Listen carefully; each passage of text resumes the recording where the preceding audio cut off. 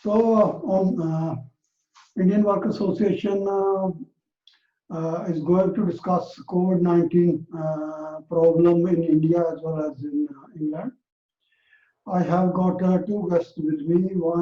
First one is Shivanand Kanavi, who is a physicist and a senior journalist as well as an author. And also he is a founding member of Lok-Raj Sangathan, and he is a vice president of Lok-Raj Sangathan. Welcome, Shivanand. Thank you, Dalvinder. Thanks for Other guest is Salvinder Tillo, who's trained as an electronic engineer, but he's a lecturer as well, and he's teaching at the moment. So welcome, Salvinder. Thank you, Dalvinder, and thank you, the Indian Work Association, for organizing this discussion. Okay. So I'll ask the first question to Shivanand. As you know, initially in India, it looked like that Modi government has acted very promptly to stop the spread of coronavirus in India. They stopped the flight from China, Hong Kong, Singapore, etc. And that gave them enough time to prepare for that. But as now it transpires that now India has become second largest number of cases of coronavirus in the world. So why you think it happened like that? Yeah, just let me give you the latest situation also. I'll start with that. Today, I think India has crossed about more than 5.5 million cases. But good thing is there is a high percentage of recovery, which is the only one of the most positive news. Nearly 80% recovery. So more than 4 million people have recovered out of this 5 odd million. So currently active cases are about 1 million, and the deaths have been around over 80,000. Okay. The government is quoting this figure that the percentage of deaths is still low compared to population, etc., etc. Okay. But the newspapers over here, they are saying that these figures can't be trusted. These are not really true figures in India. No, that is a different issue. Then we have to go by government figures right now. Okay. Everybody talks about that issue about every country in a sense. Okay. Like when China gives some statistics and nobody believes that statistics also. So just going by government figures, there are about 1 million active cases now, and nearly 100,000 new cases are being added every day. 100,000 cases are being added.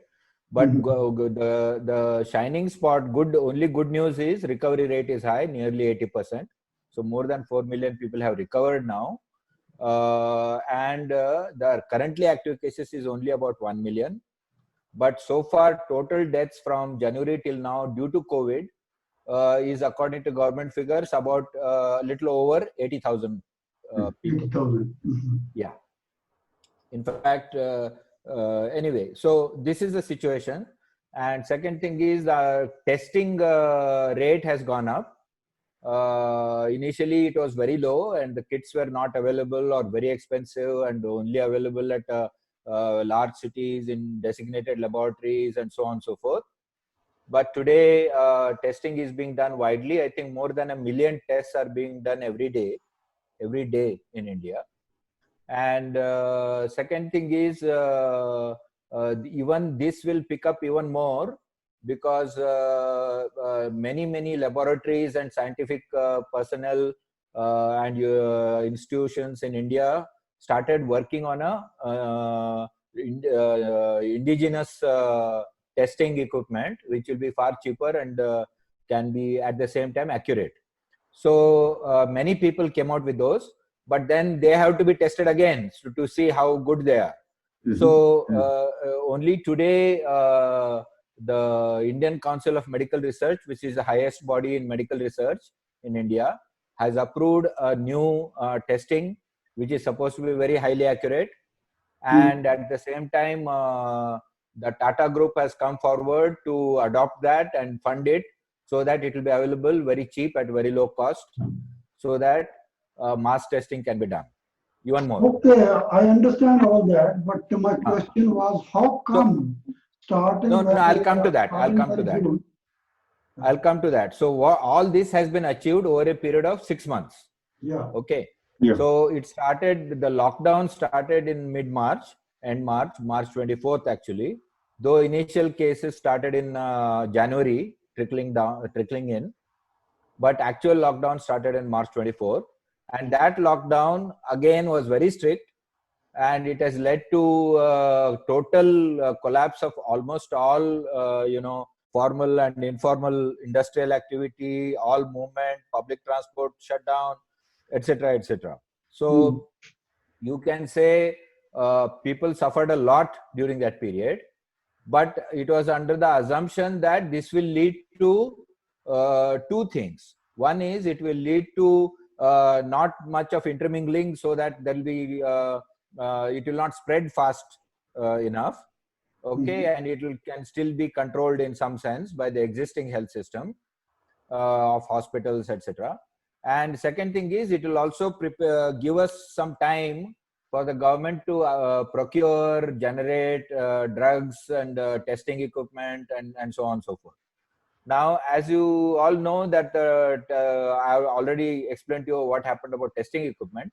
As far as pharmacies are concerned, the pharma industry also chipped in, and every company started producing many of these drugs, which might help, because nobody knows which drug is actually effective. They are trying out various antiviral drugs and antimalarial drugs in that. But at the same time, because of the large pharma industry, they were quickly able to step up that production of these drugs. So there is enough of the drugs available, but only for COVID patients. So they're restricting it, that this should not be misused, and unnecessarily people should not medicate themselves, and only under supervision these drugs should be delivered. And various other treating techniques they're still trying out, like blood transfusion of people who have recovered and various things like that. Now, as far as but at the same time, what happened is, in a country, in a very poor country, you cannot keep on locking down the all economic activity. Okay. So even of course, when I said all, there were some essential services which continued to run, like cargo movement in the railways, because after all, grains had to be moved around, people had to be given food in various places from to all corners of India, and things like that. So some power, various other sectors, health sector, various sectors, municipal sectors, which look after hygiene and sanitation. So they had to work extra now, because they had to disinfect everything and all that. At the same time, they had to take care, and there was not enough protective equipment for these workers and so on. So it was a very difficult situation. So what we can say is, government was very optimistic, thinking that initially, for example, the Prime Minister had said that within 21 days of this lockout, we'll have strict lockout for 21 days, and then we'll probably bring it under control. But that didn't happen, and the lockdown kept rolling over. So nearly 3 months of lockdown happened.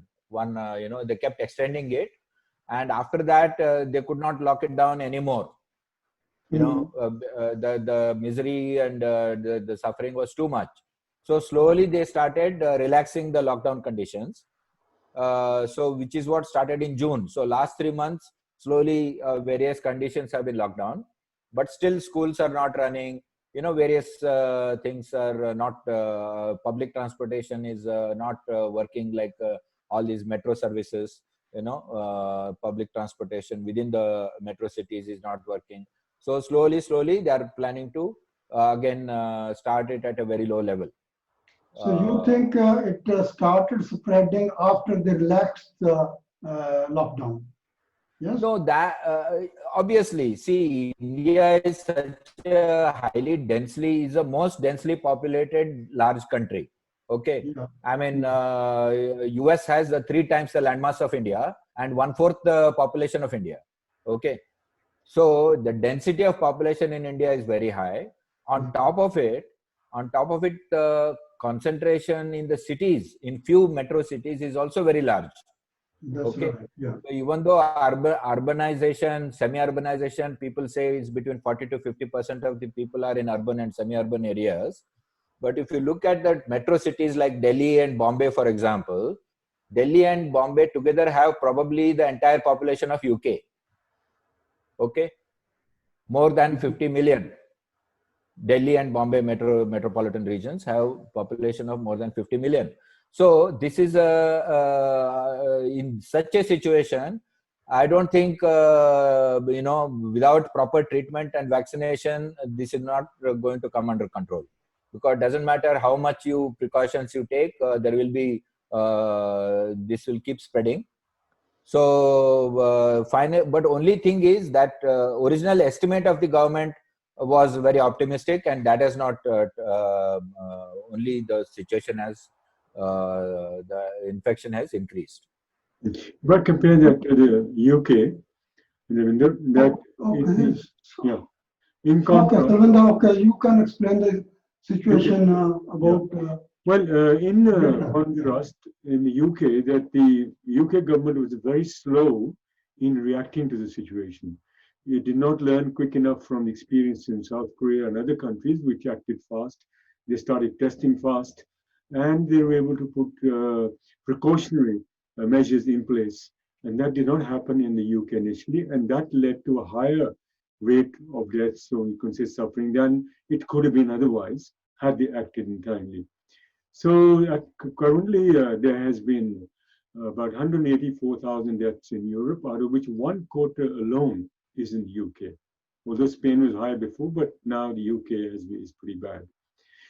And as you explained, in terms of the health, the staff, the NHS, which is commendable, these doctors and nurses came out even from their retirement, made sacrifices to come forward in order to help those who are suffering from the coronavirus.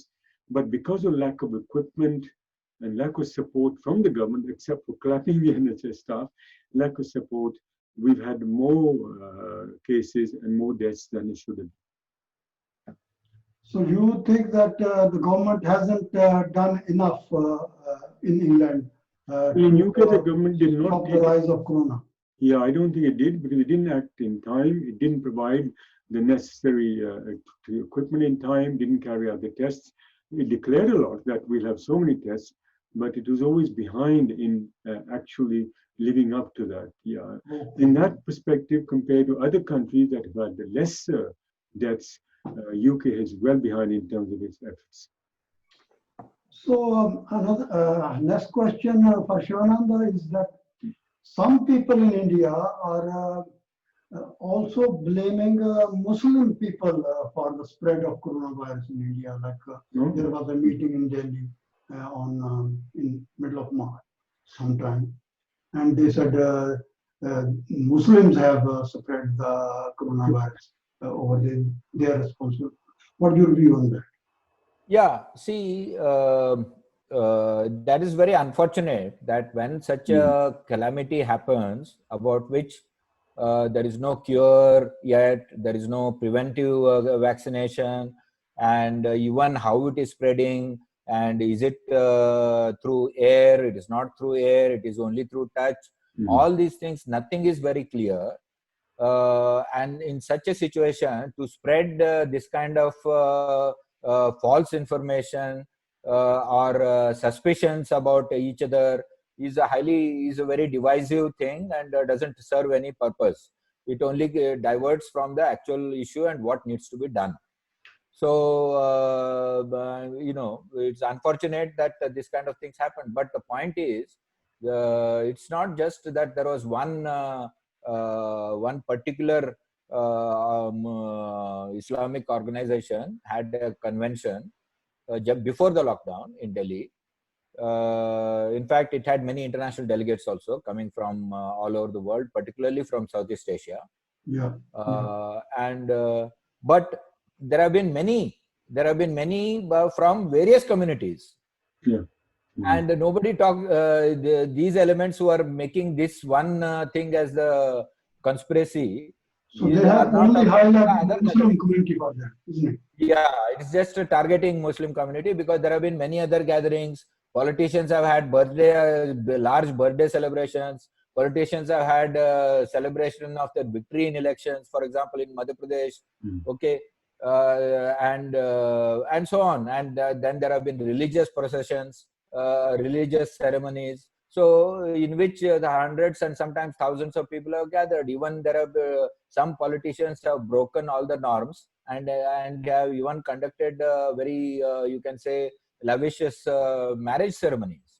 So if you want to talk about people who are not following these operating procedures and what is safe and all that, then there are many culprits. So just to target one particular event, I think, is wrong. Slightly similar, Dilwinder, as you know, in Nihon we have a large Muslim community. Initially, there was similar hinting that, oh, there's a lot of Muslim Nihon community, there's a lot of coronavirus cases there.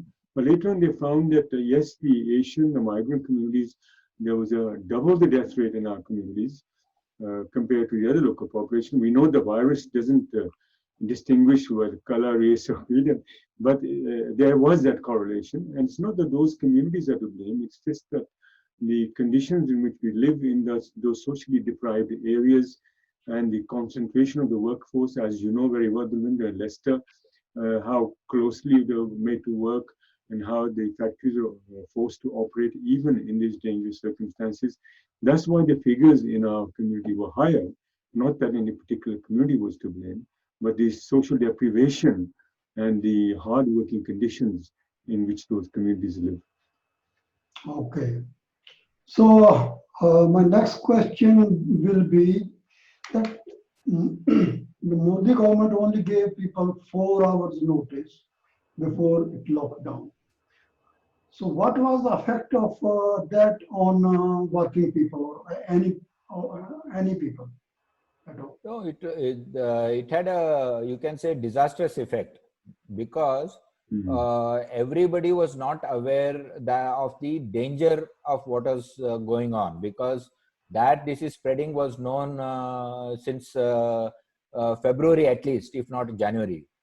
So in fact, when Donald Trump came to India in February, end of February, on 24th, 25th February, and he had a massive rally in Ahmedabad with nearly 100,000 people in the largest cricket stadium that has been built in Ahmedabad.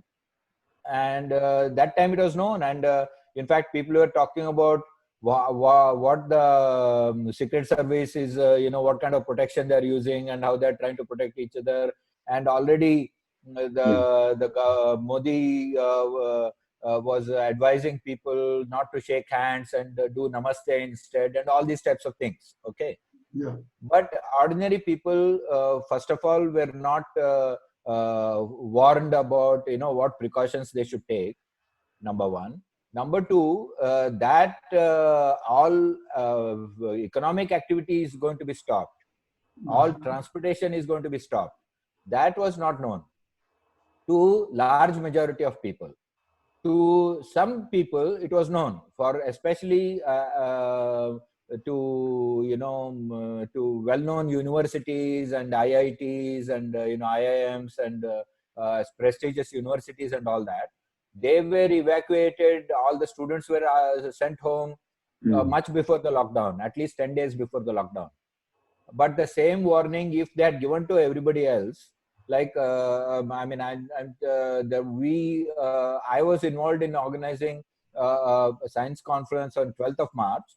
And in fact, I was supposed to address a youth festival on 13th of March. in Mhm. two different cities of Karnataka. And on 12th morning, we received a notification from the government of India saying that we should cancel all seminars and conferences. Right. Okay. Mm. And on 13th, when I reached the venue for that youth festival, the organizers had received a notification from the state government of Karnataka saying that that should all be cancelled. Okay. Yep.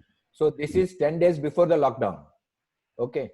Mhm. So all the students who had come for the youth festival were sent back. The youth festival did not take place. This is on 13th of March. So what I'm saying is these things, when you can say was known and already steps were being taken, but they were not made public. And ordinary people were, especially when you have in India, the cities, large segments of the population in cities are migrant laborers from outside. Okay. From the villages. Yeah. And very few of them have any proper residence and have their families in the cities. Most Yeah. of them leave their families in the villages and come to work to the cities, Mhm. and then go back maybe once a year or something like that. For a month in a year they go back.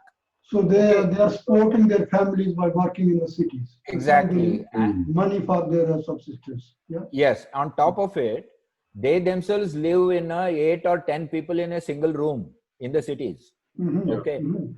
So, because the real estate prices are very high and people cannot afford to, hire, rent a room for themselves and all that. So people from one village stay together, and they even sleep in shifts and work in shifts and things like that. So the conditions are terrible. Okay, Mhm. living conditions, but they still manage that because compared to the life in the villages where they do not have any employment or underemployment, here at least they can earn some money if they work hard, if they leave the families and live under these you can say subhuman conditions, then they can still save up some money, send it home so that the families at home can be taken care of, their children can be educated in the villages, etc. Yeah. Yeah. Okay. So this population in all the big cities is very high, and now earlier it used to be only Calcutta, Bombay, Delhi. Now it is all over the India. Mhm. That you can see in the south, Bangalore, Kerala, all over the places you will have migrant laborers from the north. You will see even Kashmir. If you go to Kashmir and Ladakh, Jammu, and all that, even most of the people employed in the tourism industry, they are all outsiders. Yeah. Okay. Mm. So, and so on. So, similarly, if you go to Surat, which is a big textile center in Gujarat, and a big diamond cutting center, it's a diamond industry, cutting industry is a big industry in Bombay and Gujarat. And Surat is a major center. Most of the laborers are from Andhra Pradesh or Odisha. Okay. So they're all living in slums, shanty towns, is living in single rooms and all that. So such people, which is a large population, in fact, there is one estimation which says that more than 400 million Indians are migrants. Mhm. Means they are working in places which are not where they were born. That's right. Yeah. Okay. So And they many are of all them stuck in the out of cities. state. Yeah. Yeah. Yeah. And there are many out of state, workers also. And within the state also, regions which are in bad situation, agriculturally, there is agricultural distress. People migrate immediately to the cities, even from within a city, within a state. For example, in Maharashtra, Bombay attracts people not only from all over India, but even from within Maharashtra, there are various segments which are very backward and very agriculturally distressed. So many people come to Bombay to work from those parts. Mhm. So internal migration in this in India today is very high. So, but they do not have, other than that little room which is shared by many people, and their daily bread, which is they get only if they work. If the economic activity stopped, then neither do they have income, nor do they have a way to support themselves, nor do they have even the support of a family. Okay. And in a village, what happens? A person rarely goes hungry because there is always some food. In the cities, it's not like that. You have to buy everything. You have to buy everything, and you have to eat out and all that. So if you do not have any income, then you can die of hunger. Yeah. Yes. Even in the 21st century today, you can die of hunger if you're not earning. So if So economic government activity didn't help them at all. no, government, in fact, most of the, government just vanished, you can say, from the stations. There's a very skeletal staff which worked very hard to do anything in this. You got to commend them, whether they are in the administration or in the police and all that, they try to manage to run some essential services, some skeletal staff took on all this thing. And though the government said that they will, for a long time, first the government did not say that we'll even give you food to these people, because it is known that millions and millions of tons of grains are lying in government warehouses. Yeah. Okay, Yeah. which is the buffer stock that the government has created to precisely deal with shortages. But Yeah. at this time, they did not have the machinery, they did not have the will, political will and organization to quickly disseminate among all these poor people who didn't have any jobs. They could have easily just distributed it. They kept saying that, oh, okay, how do we know who is poor? How do we target it? Do they have ration cards? All these types of spurious reasons were given for not distributing it quickly. Whereas in the UK, there's a similar situation. Who are the vulnerable? The most vulnerable were the elderly. And for a long time, they weren't even included in the statistics. For example, there's been 18,000 deaths in care homes. And yet, for the wages paid to a carer is very minimal, only £8.10. So those who are actually making sacrifices looking after them are not paid very good wages and vulnerable in the elderly. Amongst the doctors, there's a lot of migrants or NHS doctors from countries abroad. They have been very vulnerable. And many have died from different communities. And 1,000 doctors are now so fed up. What they're saying, they're going to leave the NHS after the COVID ends, because the way they've been treated, the way their efforts have not been appreciated, recognized. Yeah, there was a weekly clapping of all this, but no appreciation in giving them wages, no appreciation in terms of giving them the facilities, and that has taken a heavy toll. Now there are 13.2 million people under local lockdown in UK, and London is going to be next possible, and we also experienced the beginning of a second wave. There's doubling of infections on a weekly basis. But if we look at the vulnerable in the migrant communities, there's Leicester, Preston, Birmingham, and now even Hounslow, which is not far from where I am now. And the reason for that is that our people have come from abroad looking for jobs, and mostly they will get jobs in city areas. And these cities are mentioned are the ones that are where you get jobs. And what kind of jobs they do? Driving buses, they are vulnerable. Doctors, they are vulnerable.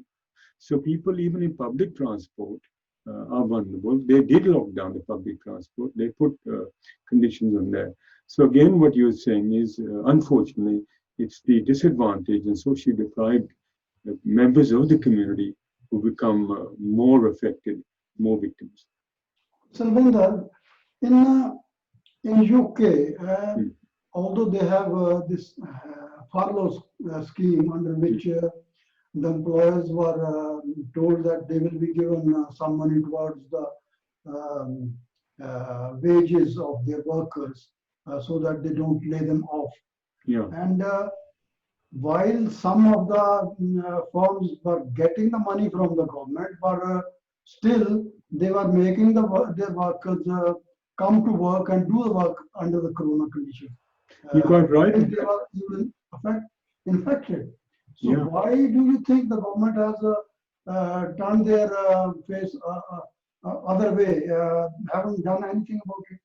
Yeah, Devendra, as you know, in Leicester, they knew very well what was happening in the textile industry, how people were being forced to come to work, because what they're doing, they're putting economics in front rather than looking at the interests of human beings. And that is what happened in the factory in Leicester. They were putting their profits to the forefront. They didn't really care if the workers came, they were more vulnerable, and we know a large number died in Leicester. And similarly, in many other factories like Preston, Manchester, wherever there's been a concentration of the workforce and where the economics has been put at the forefront, the profitability has been put at the forefront, our people have paid the price.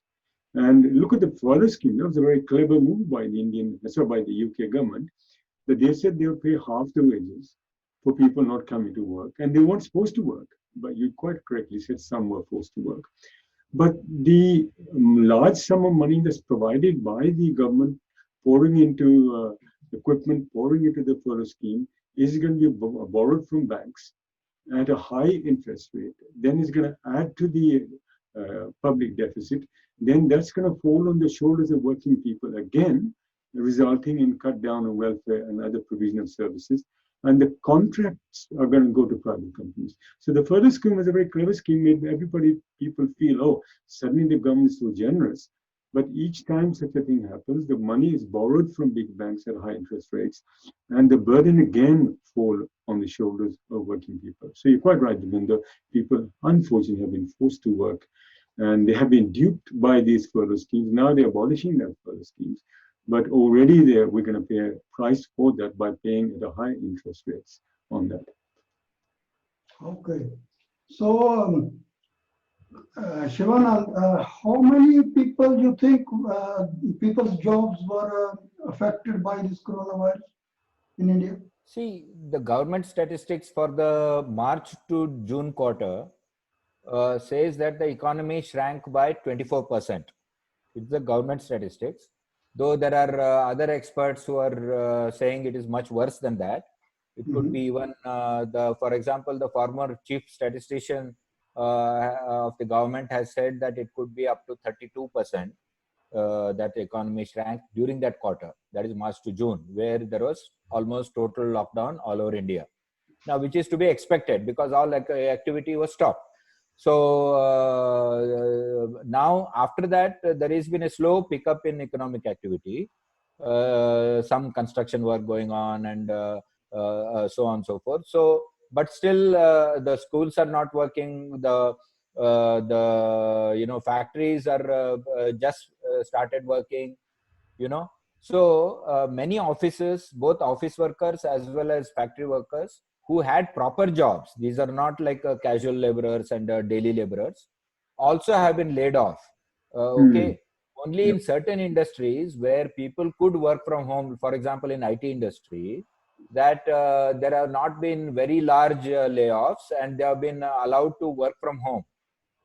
Yeah. Okay. But in manufacturing, you cannot work from home. So manufacturing, and they were shut down. So many of them have not come back to work. Many of them have not been, called back to work. So it is a very slow trickling back into normalcy. It's a very slow. Shivanand has made an interesting point about education. Sorry, just one other thing. I just want to mention that I think maybe our time is coming up.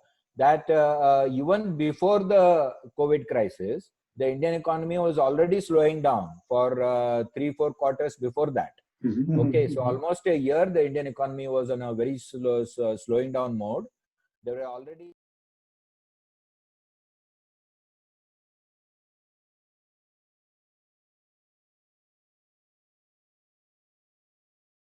Okay.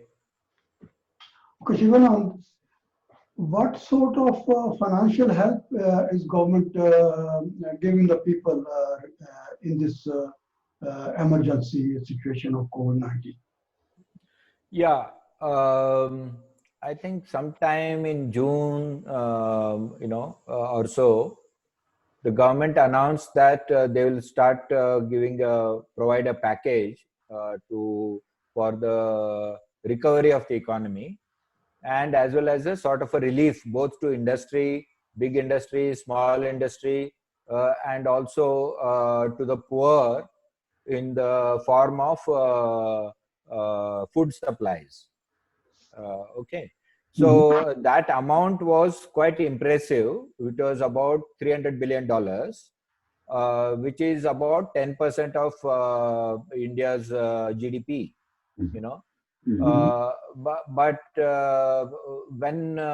so it looked impressive, 10% GDP being given as relief and then the government also said we'll periodically check out what more needs to be done, etc.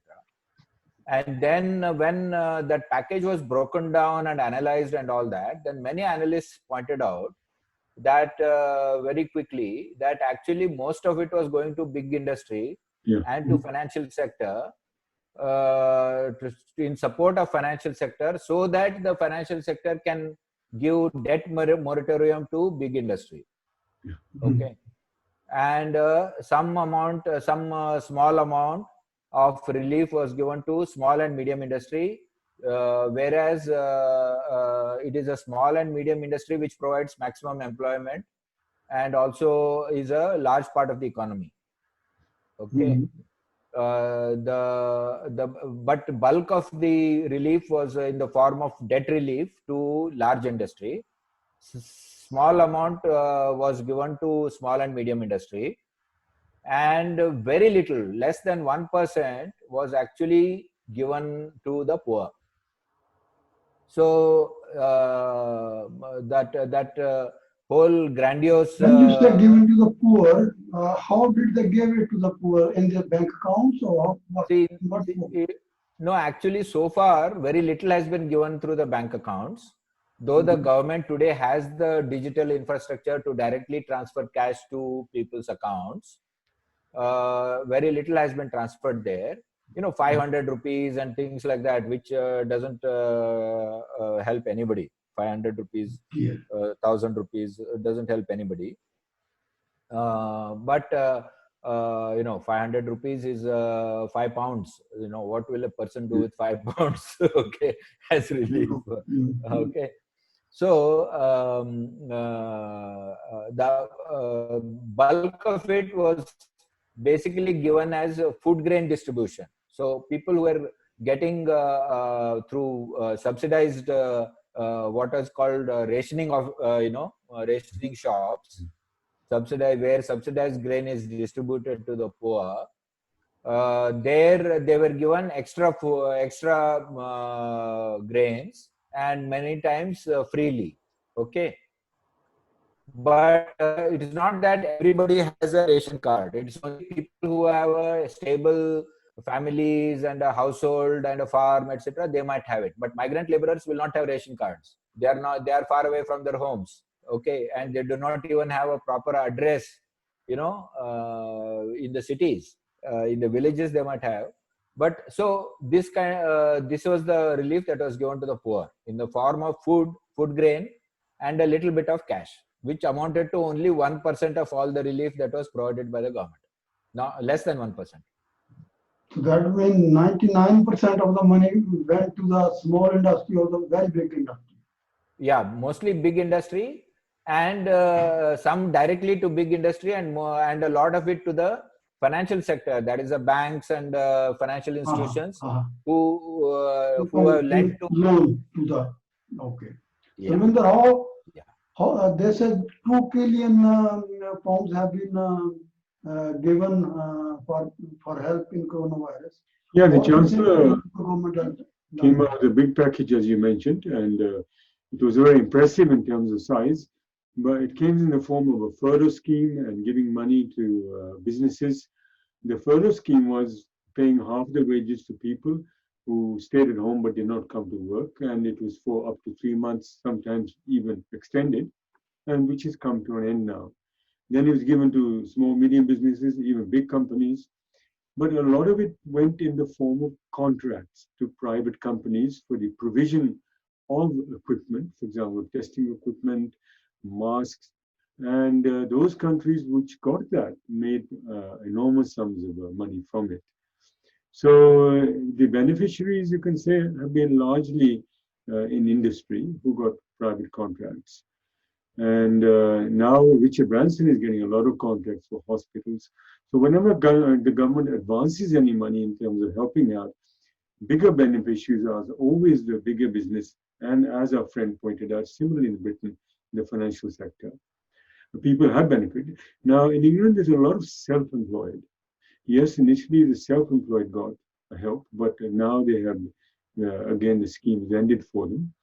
And in a relative sense, you can say that the bigger beneficiaries are big businessmen, but yes, help has been given to people and the self-employed. And self-employed now are the hardest hit now because those that help has been is not continued, is not forthcoming. And the companies that have lost out in the coronavirus are self-employed, small, medium businesses, and the beneficiaries are the private contractors and big multinationals, which I won't mention is not because of the handout from British government, like Amazon and Microsoft, they've had big benefits coming from it. But in a British on scale in Britain, there's been people like Richard Branson. So some of the contracts even have been given to the government ministers themselves, and also to the government advisor Cummings. Yes, there is a link between the people in the cabinet. You find they've got their own business interest. And that's always been the case in Britain. Even when you look at Tony Blair, when he had started the private finance initiative, whereby money was being given to private companies as contract. Before, the National Health Service was provided by the hospitals. It was the public sector that provided the health and welfare services. Then they introduced a private funding initiative where money gives to private companies. They deliver the services and they get paid exorbitant sums, high sums, much more than that would have cost if it was done through the public government controlled sector and the NHS. So even Tony Blair has been linked to that. There's Cummings, as you mentioned. A lot of politicians do have investments and even shares in the companies that are getting private contracts. So a lot of that 2 trillion has been used for their own benefit, which looks like. Well, this is the facet of capitalism that when people believe that the government is looking after them, but actually serving the interest of monopoly capitalists and the financial sector. Okay. So my next question will be about the health service. In India, while it shows that now the health service, public health service should be further strengthened, more hospitals should be opened, so that people could benefit in a situation like this of emergency. What is the government of India doing about it? What is its thinking or long-term plans about it? See, first of all, if you look at various country economies and how much they are spending, how much people are spending, and how much the governments are spending on health, India has very, very, very low figures. Compared to not only UK, US, and European countries, what are called OECD countries, but even compared to China, Brazil, South Africa, large, you can say, developing countries. If you compare to that, the spending in India is much lower. Okay, 1/3 or 1/4 of what China spends for public health is what India spends. Okay, in percentage terms, not absolute numbers, because absolute numbers, Chinese economy is 5 times India's economy. So when they say 5% of Chinese GDP is being spent on public health, that is a fairly large amount. Okay, that is nearly $250 billion. Whereas in India, it is only about $30 billion, because India is spending only 1.29% of its GDP, which is 3 trillion.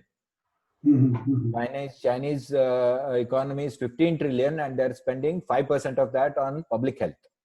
Okay, so they are spending 250 billion and India is spending about 30 billion. Meanwhile, 60 billion people are spending out of their own pockets. That is basically private services, private hospitals. For that, people are spending out of pocket. So even if you add all that, it just comes to 3.6% of the GDP is the overall health sector. Okay, out of which only 1/3 is being spent by the government and rest by the ordinary people from their own pocket. Now, other thing is the peculiar federal structure of India. What has happened is all the social sector, that is health, education, etc., have been put into states' accounts, that is provincial accounts. Okay, so central government spends very little because it's all in the states, provincial budgets. And as it is provinces, because of the difference in power between provinces and the center, the amount of tax collection and the budgets that they have is they are at a disadvantage. So perpetually education, health, etc., which are in the provincial budgets, get less and less funds, In fact, many times you will find thousands and thousands of teachers in schools, thousands and thousands of nurses and doctors not being even paid, even during a crisis where Mm. they are, risking their life and all that, and are fighting this crisis coming forward. Still, there are many cases where the nurses and doctors have complained that they are not even getting paid their whatever their regular salary is. So this is the very bad situation. Now, whether this crisis will lead to a qualitative change in the attitude of the government in the coming budget, or in the interim, if they are going to announce anything new, we'll have to see. So far, nothing has happened on that account. They have no long-term plan. Yeah. No. So far, nothing has been revealed. They are still in the firefighting mode, and they are not talking about any, medium-term or long-term plan. Again, there are similarities, Devinder, in the UK, that as we know that the National Health Service, the NHS, was the provider of health, and the hospitals were publicly owned. All the welfare services were publicly owned. And yet, just before the Second World War, there used to be insurance system similar to what our friend mentioned, similar to what going to happen again, that people depended on insurance just before the Second World War. But after the Second World War, with the advances made in the Soviet Union and provision of free health, with the Soviet Union being a model for provider of free health, free education, all that had a pressure on the working class in Britain. And after the Second World War, there's a lot of pressure on the British government to provide similar services, and the NHS was born. And NHS became a big thing, providing free health. And later on, with the collapse of the Soviet Union, privatization emerged in the 1990s, and NHS began to be privatized. Privatization took place in Britain with Margaret Thatcher providing private services. Then Major, again a conservative, the leader, he further introduced the PFI scheme for privatization of health. Tony Blair from the Labour Party again took it further, and then under Cameron. So they've been dismantling this public services. They've been dismantling the NHS. And that is putting pressure on people that look, and also they're running down those services in the hospital. By running down the services, people come under pressure that look, if I got long waiting queues, if I can't get service there, and closure of hospitals are happening, putting more pressure there, and therefore I might as well get insurance. And now the direction they're going is they're going to bring back the idea of insurance. Bupa will be a big company that will benefit from that. People are being forced, those who can pay are being forced to take up insurance, and those who have the money will get better health care, and those who don't will not. And even doctors are playing the same game. They have both. They have their private surgeries as well as they have work with the government. In the government sector, there's longer queues, more time, less care. And then in the private sector, the same doctors can provide a better quality service because they get more money. So they're pushing the privatization by eroding the provision of public health. Okay, as you know, the care homes for old people is also connected with the national health. Like earlier, it was the government looking after the old people, but now mostly the care homes are in public, private sector. So, yeah, that is happening. Yeah. After mentioned a very interesting point. There have been many thousands of deaths in care homes with the coronavirus. 18,000. What is the overall situation with the care homes in England? In UK? Well, as you said, about 18,000 deaths have been occurred in care homes, and the carers are not paid much salaries. In fact, they are put at risk. A lot of people who went to care homes were feeling that, look, they are being put at risk and because of the higher exposure, and yet they're getting meager wages. So it's pretty bad, both in terms of staff providing service, and which is now leading to further deterioration in care homes there. So and there's a high figure of deaths in care homes. Are the carers in care homes paid well, or No, they only paid about £8.10.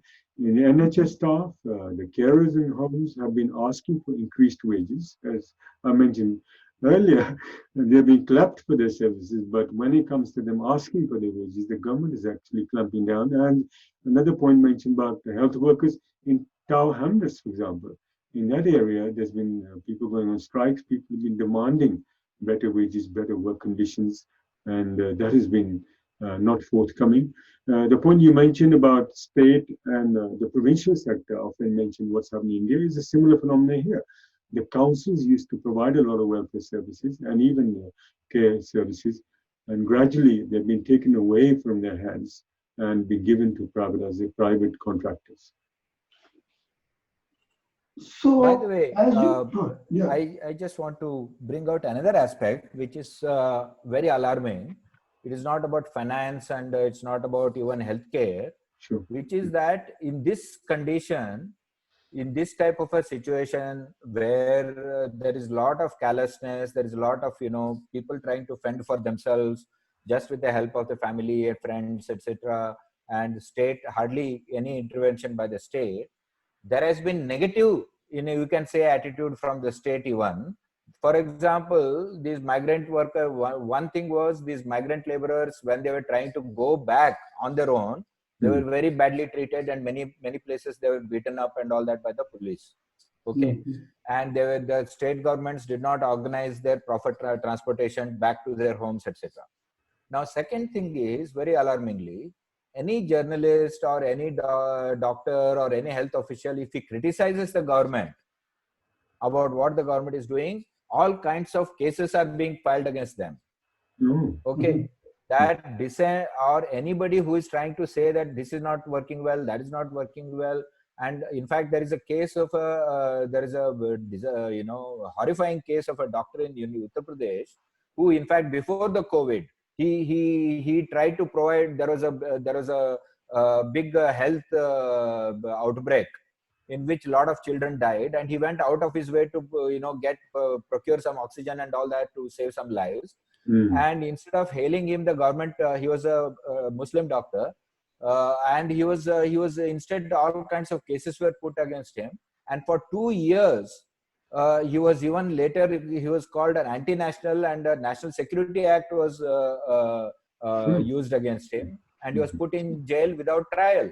And now the High Court, in Allahabad High Court, has just now released him, saying all these cases are false. Now, what about the damage to him, his career, his family, and all that? So there are many such cases. Journalists, for example, who reported that all kinds of things are happening in Ayodhya where during the COVID. Why is this being allowed and all that?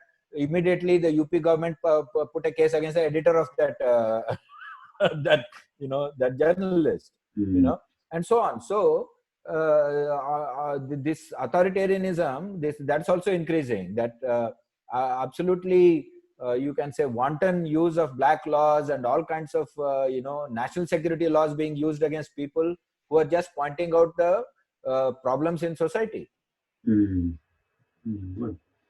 Yes, this is a very dangerous trend. Autocracy, authorization. Also, Salwinder, as you know that education sector is very important in this situation now, because if the children don't go to school, then their parents can't go to the work.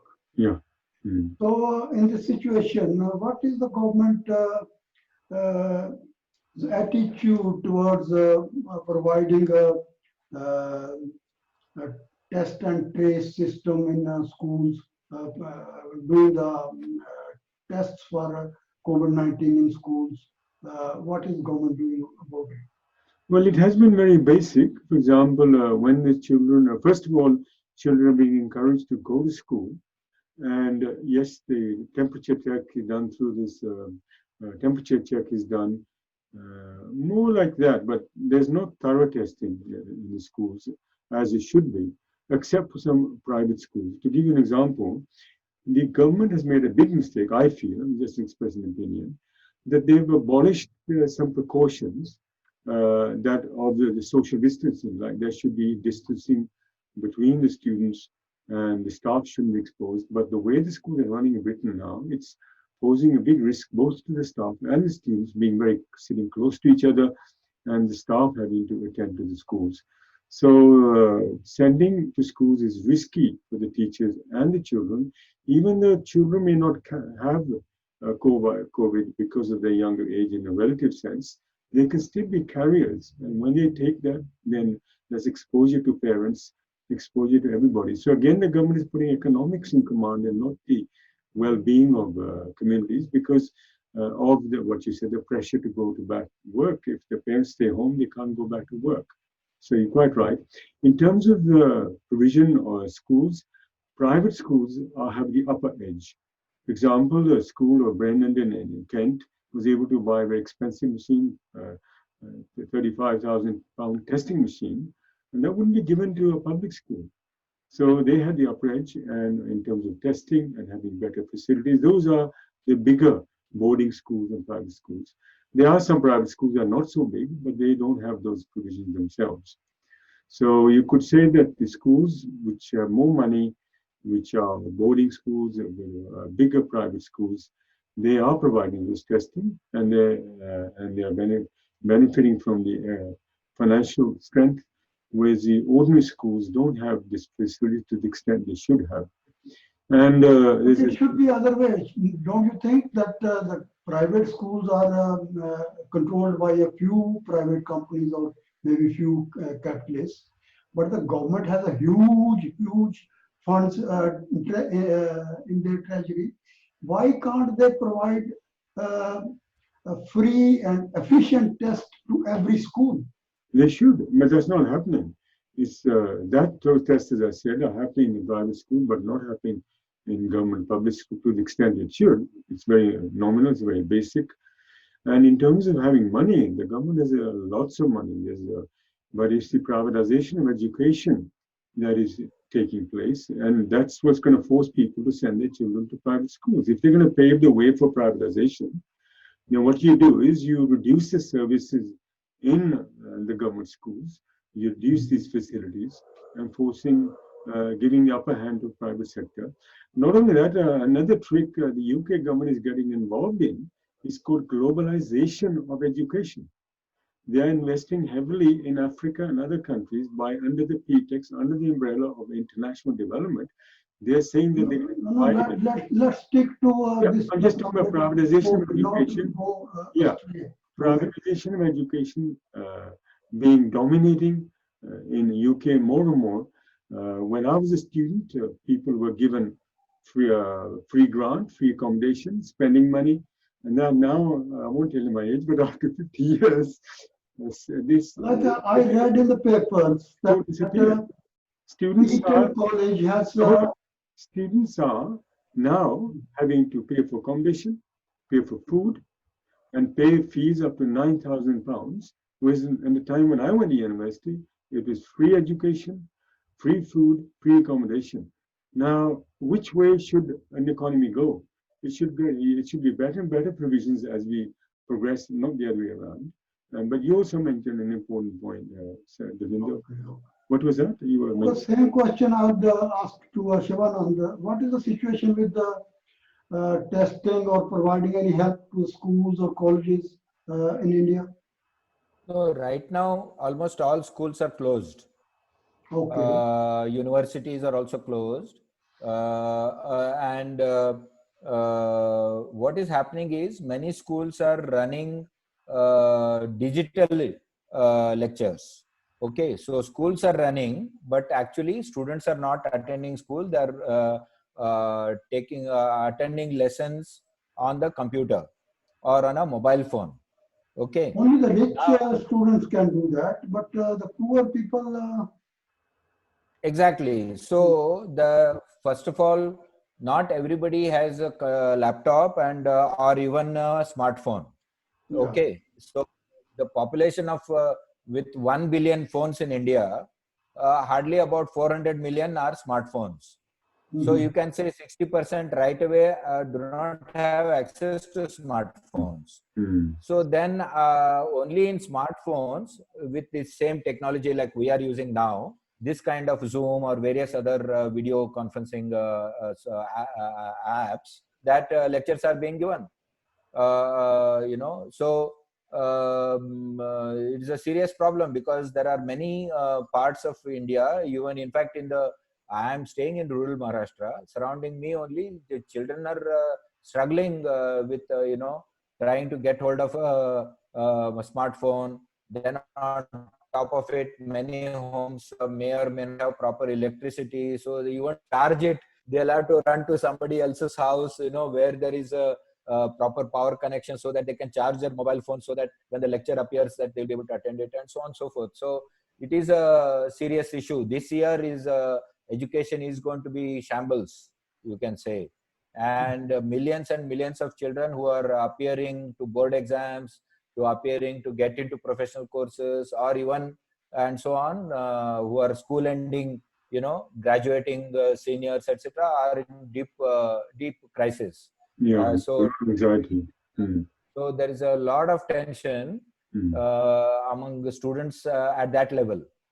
Whereas, if you are in the middle, you can say, okay, it's all right. The school will promote you to the next division, and next year when things become normal, tests will be done and lectures will happen and so on. But people who are graduating, they are in a very deep crisis. And great Even tension. Even Britain, is virtual teaching occurred from March onwards for right until now. Now the schools have been open, but the universities are still using virtual teaching. But on one hand, the quality of teaching is not the same, so there's a lot of anxiety and tension among students for their future. On the other hand, there's also a danger of a second wave, that contributing second wave, that children can be carriers. And there's been resistance by the trade union, the National Union of Teachers, that schools shouldn't yet open. It's risky, but the government still went ahead and opened the schools.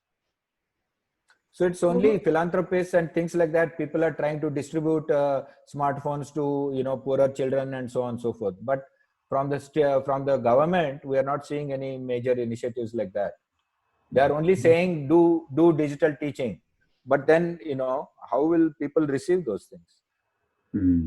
Yeah. So in UK, the government was also saying that they will provide the computers to the poor people who can't afford the computers. So what is the government's record on that, Salwinder? Did they kept their promise or not? Well, in England, the schools do have IT, they do have computers, and obviously not enough, because the class sizes are very large in state schools, whereas in private schools, the ratio of computers to students will be much better because they're providing that. So yes, there are computers, but there hasn't been much funds being injected at present to provide additional computers and laptops to schools. It's more so that they've opened them up. And a lot of schools, students have been angry that what's going to happen next year? They missed so much education. They haven't had all these facilities. There's a lot of anxiety and tension among students in terms of their future education and exams and going to universities next year.